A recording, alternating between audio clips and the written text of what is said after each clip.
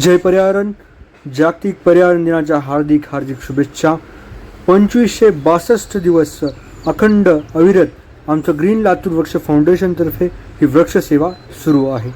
आज SOS लातूर या ठिकाणी तब्बल 2000 झाडांची लागवड या ठिकाणी आयोजित करण्यात आलेली आहे.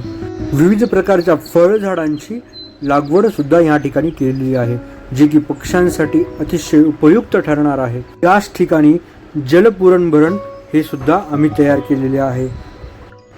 लातूरचे जिल्हाधिकारी भारतजी भस्तेवाड सर या कार्यक्रमासाठी प्रमुख उपस्थित होते.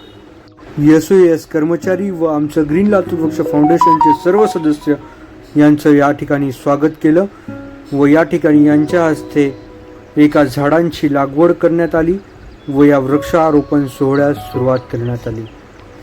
लातूर शहरातील विविध संस्था या ठिकाणी या कार्यक्रमासाठी उपस्थित होते.